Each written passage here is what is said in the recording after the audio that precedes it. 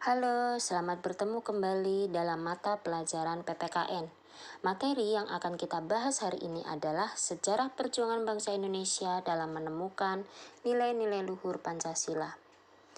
Anak-anak, Pancasila itu dipilih sebagai dasar negara dan ideologi negara Indonesia dikarenakan adanya faktor yang pertama, sejarah perjuangan bangsa Indonesia itu sendiri. Yang kedua, nilai-nilai kepribadian bangsa Indonesia sejak dahulu kala. Yang ketiga, nilai-nilai Pancasila yang mengandung nilai-nilai masa depan bangsa di dalam mencapai bangsa Indonesia yang adil dan makmur. Tahap-tahap perjuangan bangsa Indonesia dalam menemukan nilai-nilai luhur bangsa Indonesia adalah 1. Masa awal keberadaan bangsa Indonesia. 2. Masa kerajaan. Dan yang ketiga, masa perjuangan melawan penjajahan. Pada masa awal keberadaan bangsa Indonesia diawali dengan adanya percayaan animisme-dinamisme. Apa sih itu animisme dan dinamisme? Animisme adalah kepercayaan bahwa setiap benda di bumi ini mempunyai jiwa atau roh leluhur yang mesti dihormati. Sedangkan dinamisme, kepercayaan yang meyakini adanya kekuatan gaib atau mistis yang terdapat pada benda-benda tertentu. Sehingga seiring berjalannya waktu, mulai muncul agama-agama yang diakui seperti Islam, Kristen, Katolik, Hindu, Buddha, Konghucu, dan kepercayaan kepada Tuhan Yang Maha Esa. Yang kedua, pada masa kerajaan. Berdirinya kerajaan-kerajaan besar dengan suasana kehidupan yang gemah ripah loh jinawi, dengan adanya unsur-unsur yang merupakan benih Pancasila pada zaman itu seperti ketuhanan, kemanusiaan, persatuan, musyawarah, dan keadilan sosial. Unsur-unsur itulah yang merupakan benih Pancasila pada zaman itu. Dua contoh kerajaan besar yang akan kita bahas adalah yang pertama Kerajaan Sriwijaya yang didirikan oleh Dapunta Hyang Srijayanasa. Kerajaan ini terpusat di Sumatera. Bahasa yang dipakai adalah Melayu kuno yang merupakan cikal bakal bahasa Indonesia modern. Pada abad ke-7 sampai 13 Masehi, Kerajaan Sriwijaya mengalami zaman keemasan, di mana Sriwijaya menjadi kerajaan maritim terbesar di Asia Tenggara, yang menguasai jalur lalu lintas perdagangan di Selat Malaka dan Laut Jawa. Bahkan bukan hanya itu saja, tetapi Sriwijaya merupakan penguasa Laut Nusantara yang juga menanamkan pengaruhnya hingga ke Madagaskar. Kemudian yang kedua adalah Kerajaan Majapahit. Kerajaan ini didirikan oleh Raden Wijaya yang merupakan menantu dari Kertanegara. Ibu kota kerajaan ini berpusat di Trowulan, Mojokerto, Jawa Timur.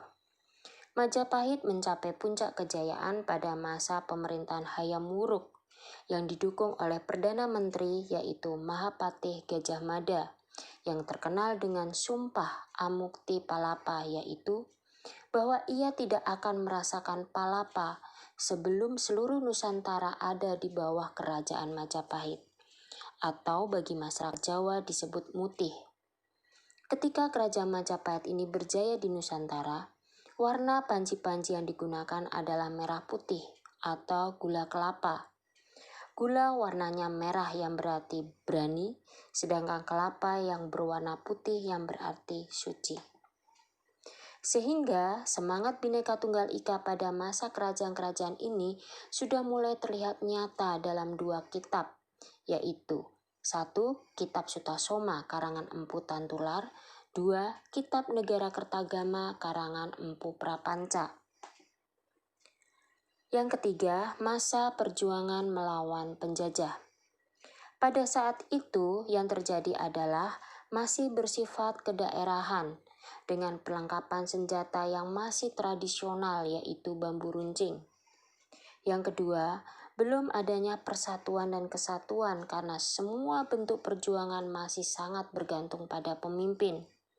Yang ketiga, belum adanya organisasi yang terbentuk. Dan yang keempat, munculnya perlawanan di berbagai daerah seperti Perlawanan Sisingamangaraja di Sumatera Utara, Tuanku Imam Bonjol di Sumatera Barat, Hasanuddin di Sulawesi, Pangeran Diponegoro di Jawa, dan masih banyak lagi yang lainnya. Pada abad ke-20 timbulnya kaum berpendidikan di Nusantara. Hal ini terbukti pada tanggal 20 Mei 1908, yaitu berdirinya organisasi Budi Utomo yang diprakarsai oleh Dr. Sutomo dengan tujuan memperbaiki pendidikan dan pengajaran. Kemudian pada tanggal 28 Oktober 1928, munculnya pernyataan dari Kongres Pemuda II yang menyuarakan lahirnya Sumpah Pemuda di Jakarta, yang merupakan tonggak sejarah perjuangan bangsa Indonesia melawan penjajah. Makna dari Sumpah Pemuda ini adalah kesadaran bahwa kita memiliki kesatuan tanah air, kesatuan bangsa, dan kesatuan bahasa, yaitu bahasa Indonesia. Sedangkan pada tanggal 17 Agustus 1945, terjadilah proklamasi kemerdekaan Indonesia yang merupakan sejarah pendobrak perjuangan bangsa Indonesia. Nah, demikian anak-anak sejarah perjuangan bangsa Indonesia dalam menemukan nilai-nilai luhur Pancasila.